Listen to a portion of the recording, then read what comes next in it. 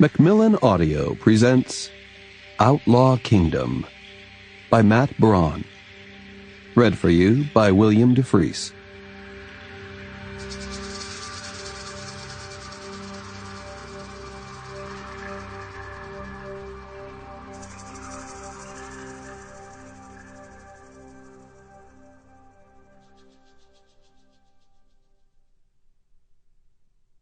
A sea of campfires spread endlessly across the plains.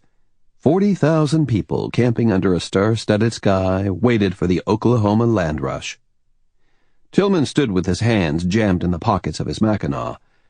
Though a brisk wind drifted down from the north, his coat was unbuttoned and his gaze swept an inky darkness dotted with tongues of flame. His camp was located near the train tracks, and as far as the eye could see, the shadows of men were cast against the glow from thousands of campfires. Like him, they stared southward, awaiting the break of dawn.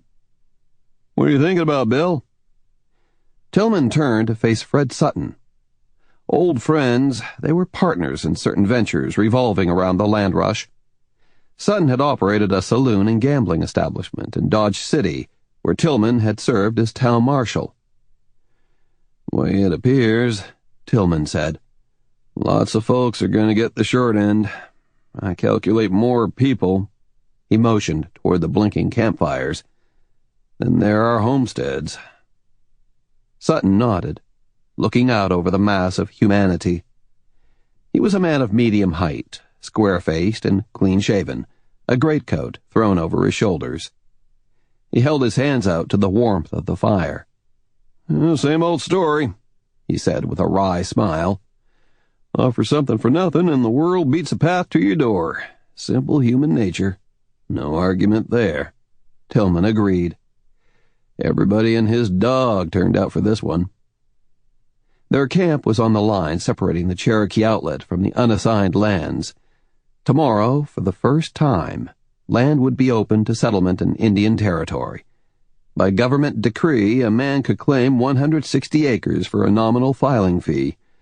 The lodestone of free land had drawn eager homesteaders from coast to coast. Tilghman wagged his head. "Figures to be devil take the hindmost. Ought to be a hell of a race." At root was the scarcity of good farmland. The flood of settlers pouring west had already claimed the choice homestead lands. The clamor to open Indian Territory to settlement had swelled to a public outcry as western migration intensified. The primary goal of this land-hungry horde was known as the unassigned lands. Embracing some 2 million acres of well-watered, fertile plains, it was land that had been ceded by the Creeks and Seminoles as a home for tribes yet to be resettled. But the government eventually announced that it had no intention of locating Indians on these lands. The howls of white settlers then rose to a fever pitch, and their demands now included the Cherokee Outlet, which abutted the northern border of the unassigned lands. The settlers were backed by several influential factions, all of whom had a vested interest in the western expansion. Already the Santa Fe and other railroads had crossed through Indian Territory, and competing lines had no intention of being left behind. Pressure mounted in Washington for a solution, equitable or otherwise, to the problem. Opposed to settlement were the 5 civilized tribes, who occupy the eastern half of Indian Territory, and a diverse group of religious organizations.